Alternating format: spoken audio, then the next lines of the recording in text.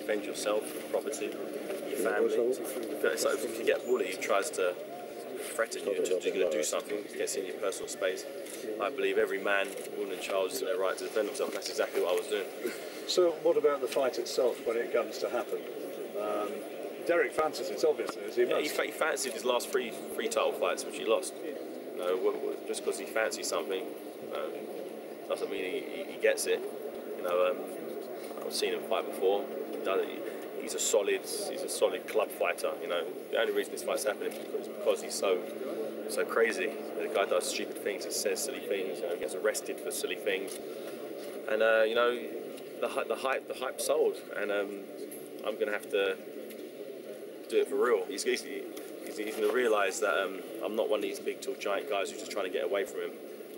We're the same size, and he's never would have been hit as hard as he's going to get hit against me before. He's going to be right in your face, isn't he? He'll bring the fight to you. He models himself on Joe Frazier. That's what he's going to try and do. We're planning for that. I'm praying for that. If you look through my record at guys who tried to press me ever since the Carl Thompson fight, the whole blueprint to beat me is get into the second half of the fight because I'm going to fade and they're going to take over. Well, that's never happened. The only guy to beat me since then was Vladimir Klitschko, who outboxed me. And he was only able to do that because he was so big. With good athletic, good long arms. He had 4 inches in height on me. This guy's the same size. He's not a boxer. He's a pressure fighter. So he's the polar opposite to the guy that beat me in my last fight. So for me, it's going to be fun. David, people are going to be talking about the possibility still in the future of a fight against one of the Klitschkos, probably Vitali. And Bernd Bonter, his manager, has already said, get this fight on against Dereck Chisora, and that can still happen. Is that your ambition? Ideally, I've always said that was the only fight I wanted. That fight doesn't like it's happening for the next foreseeable future. So, with not being there, I'm always in shape. I'm always in the gym training. So, got the opportunity in 10 weeks to smash up Dereck Chisora. I think it's a no-brainer for me. It's a simple answer. Do you fancy having a fight? Ideally, it'd obviously be Vitali or Vladimir. That's not going to happen. So probably the next person on the list, I'd say, would be Chisora. So here we go. And finally, 35,000 probably going to be here watching it. I mean, it's going to be a huge event, isn't it? Yeah, are you confident this time you can really deliver and do yourself justice? Yeah, no doubt about it. You've got to look at the calibre, the difference in calibre of opposition. I was fighting Vladimir Klitschko, so people regard him as the best fighter on the planet. I went into that fight, did best I could on the night. It wasn't enough, but his attributes and Dereck Chisora's attributes are so polar opposite. And the things I struggled with Vladimir, I will not struggle with Dereck. And I haven't looked forward to a fight like this for a long time because of the stuff he's been saying, not only to the public, but to people out there in the world, people I know. It's time to shut this guy up. The guy's a bully. The guy is used to saying whatever he wants to say because he's a big guy. He goes up to an average guy in the street. He can intimidate people. He slapped Vitali in the face. There was no response. He spat in Vladimir's face. No response. He's used to no one reacting and responding to his bully tactics, but he can't do that with me. And I think he'll realise that on the night. He might try and rush in, but he's going to rush into some big punches. And I guarantee everybody claims before they fight me that they're going to walk through me, they're going to get to it. Once people start tasting the power, they soon revert away from just letting their hands go. And I'm hoping that he doesn't. I hope he just keeps punching, because the more he punches, the more punishment I'll inflict. Brilliant. Thank you very much. No problem. Cheers, David. David, what's your response to the talk on some of the chat rooms that the confrontation in Hamburg was staged in order to set this fight up? I can wholeheartedly say that's not true. I think anybody with half a brain could actually watch that and realise that wasn't the case. My whole idea of going to the press conference was to call out Vitali and his manager Bernd Bonter. I actually said that live on Box Nation. I said I wanted to go there and confront these guys. I was talking to the guys from RTL, the television network that promoted the fight, and my whole thing was to get Vitali to admit and accept that we've agreed a fight and let's get it on. But obviously what happened in the press conference happened in the press conference, and one thing led to another, and I had to bash him up. Does it bother you that Dereck Chisora doesn't have a licence to fight? He's got a licence. He's got a licence now. He's got Luxembourg have stepped in and given him one. So as far as I'm concerned, he's a licence by them, and it's by fights. Just like when I fought in Germany, that was licensed by I think that was German. When I fought Nikolai Valuev, I think that was licensed by Austria. So as long as the fights, if it wasn't licensed, I wouldn't fight. Of course not. You know, it wouldn't go on my record. You know, it wouldn't have the waste of time doing an unlicensed boxing match. Is this just a stepping stone for you then? It's not a stepping stone at all. You know, it's not stepping anywhere. You know, I've already bashed my guy up once. I've already done it once. I just shouldn't do it officially now. It's just sort of a marking time fight. Just to, you know, the last few fights have been away. Some big fights in football stadiums out of the country. So it'd be nice to have one in the summertime here. And how do you see the fight going? This fight? Yeah, it'll go exactly as I want it to. You know, he's tough. He's strong. You know, he's ignorant. You know, he doesn't understand his shortcomings. He doesn't understand why he lost the fights that he's lost. He thinks he's just got a bad decision, or, you know, he woke up at the wrong side of the bed. He doesn't understand that technically he's not very good. He's strong, tough. I'll give him credit. He's got good stamina. He throws lots of punches, but he's never fought anybody like myself. You know, never fought anybody with speed, who's clearly faster than him, who's young and fresh, and he's gonna come a cropper. David, given the nastiness there was in Munich, given the British board boxing control, what do you say to those people who say you're giving the sport a bad name? Don't watch the fight. If people don't want to see it, then they've got that opportunity not to pay for Box Nation and to go to the theatre or go and watch a movie or sit at home watching television. If people don't want to see it, they don't have to watch it. We're not forcing it upon anybody. You know, and if there are people out there who disagree, and they should make a stand. Don't write about it, don't talk about it, boycott it if you don't want to see it. You said, though, that you would only come back to fight the Klitschkos. Yeah. What changed your mind? The amount of interest, the amount of people that come up to me daily on the street. Knock out Dereck Chisora, he's such an idiot, the guy's a complete buffoon, you've got to shut this guy up again, you've got to do it again. You know, we watched a video in Munich, he was well in your right doing that, but do it in the ring, we want to see it in the ring. I'm like, it's not on my radar, you know, I want to fight for the titles. But, you know, they're not happening anytime soon, so while they're not happening, I'd say the next best high-profile fight is Dereck Chisora. I don't think there's anybody else on the planet other than Vladimir Vitali that could generate this type of interest, that could fill out a football stadium like this. And it's something that's happened strangely. If you'd have said this would have happened a few months ago, I would have laughed at you and said, no, you're crazy. But, you know, the moon and stars have aligned in a certain way, and here I am fighting Dereck Chisora. And saying that out loud sounds kind of strange in a non-title fight. It sounds quite amusing. But people want to see it. If people want to see it, I'm going to give it to them. And are you going to go and help the German police with their inquiries at some point? At some point, if they want me to. We've contacted them, and it's all going through it's with the lawyers working it out at the moment. So, thank you. David, why not wait for this to be a British sanctioned fight? Because whether you guys like it or not, it is controversial. I've got no clue about that whole situation. All I know is I'm not licensed by the British Board of Control. I've given him my license, and this particular show is sanctioned by the Luxembourg, and I checked them out. They were all above board. So as a former boxer who was in retirement, who's come out of retirement, I'm sanctioned by the Luxembourg Boxing Federation, and as far as I'm concerned, I'm breaking no rules. I'm doing everything. I made sure 100% I wasn't breaking any rules whatsoever, and I'm not. So, as far as I'm concerned, I'm going to go out there and apply my trade. But it must feel a bit weird that you're a Luxembourg fighter. It doesn't feel weird. It doesn't make any difference to me. When I was in Germany, when I fought Nikolai Valuev, that was done under the Austrian Boxing Federation, and when I fought Vladimir, that was done under the German. As far as I was concerned, I didn't notice any difference. There was no difference whatsoever. There's still the WBA title fights. They still had the same referees, the judges. I didn't physically notice any difference. I'm not sure if there'll be any difference this time around.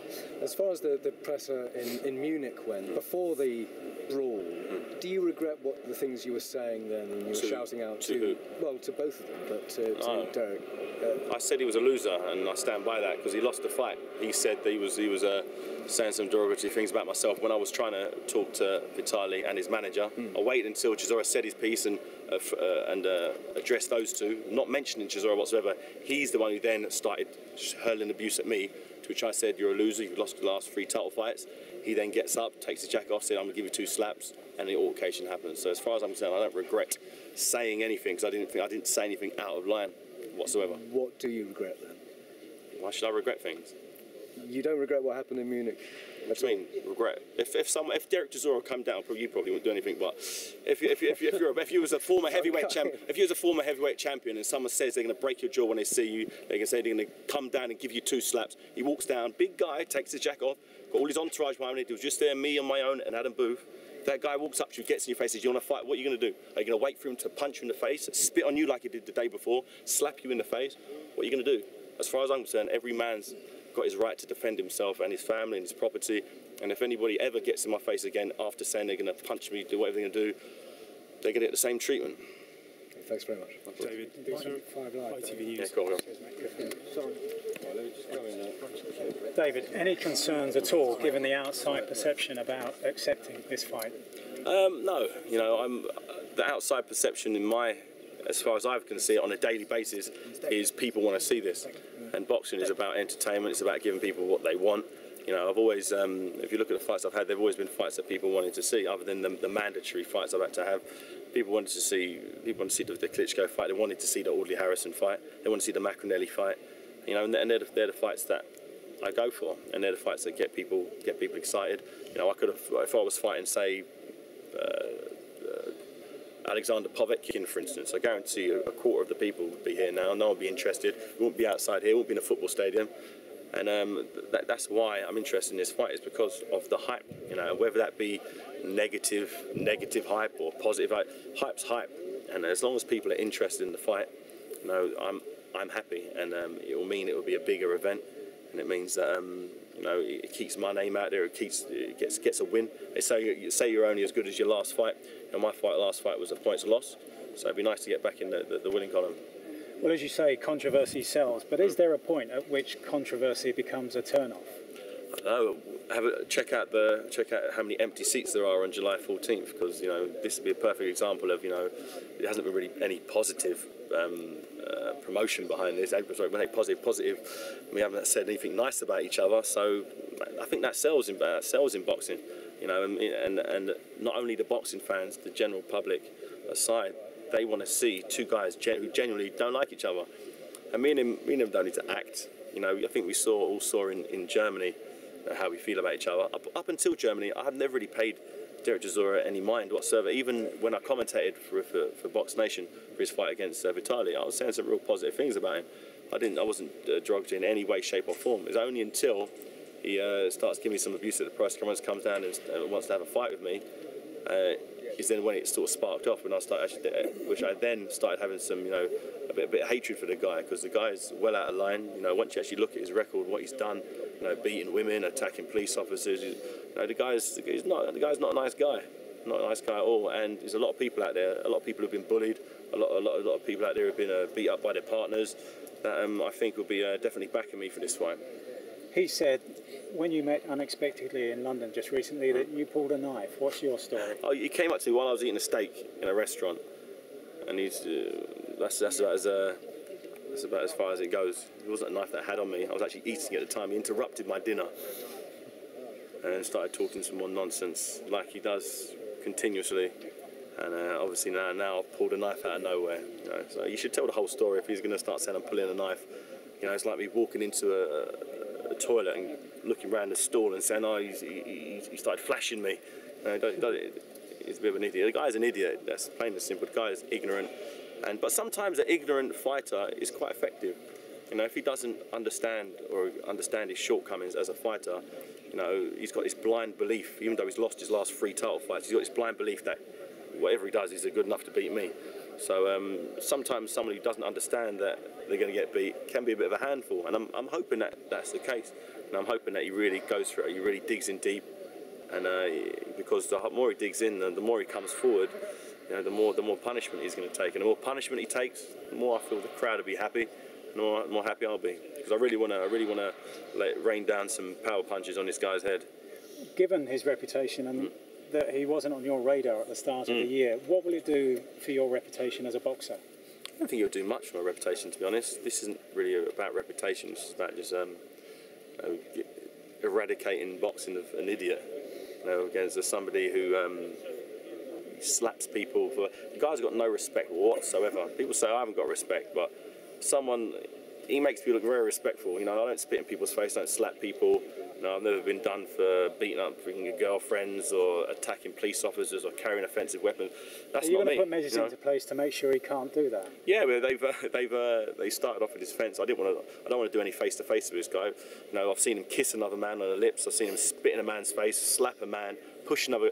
The guy's got a consistent record for going crazy when he's in close proximity of another man. So will this be like Mike Tyson against Lennox Lewis 10 years ago? Yeah, maybe. Everything was kept separate. Yeah, I think it has to be. I think I said at no stage do I want to be in this guy's personal space, because we've done that before and it didn't end nicely. And as you said, a lot of people were offended by the scenes in Germany. So I don't want a repeat of that. You know, if I would have known in hindsight, I would have went there with loads of security to the press conference, but I didn't. It was just me and Adam, because I didn't anticipate him getting off the stage and walking down and wanting to have a fight with me. So I think Frank Warren knows this. He doesn't want that. You know, last thing he wants is his fighter to get knocked out again before the fight. You know, so I think he's going to make sure that there's plenty of security and that things don't get out of hand in the lead up to this fight, because it will. You know, even when I was talking to him through the fence, I could see him. I could see how jittery he was. I could see it. I could see him wanting. If there wasn't a fence there, he would. I know for a fact he would have tried to do something. But you could see him, he's like... What was he saying? He's talking mad, talking about my dress sense, talking where did I get my suit from. The guy's mental. I'm telling you, the guy's gone in the head. What was he saying? Oh, what are you doing on Sunday? I'm like, what? I was like, I didn't know. He's just the most bizarre... I don't know where he sits at home writing the most bizarre things he could think of asking or saying to me. That's what you... Doesn't that unnerve you slightly? No, it doesn't unnerve me. It's just quite amusing, because he's done the same. Every time I've met him, he's always been strange. He's quite an eccentric type of guy, and obviously it's worked for him because he's managed to get this fight. So good luck to him. David.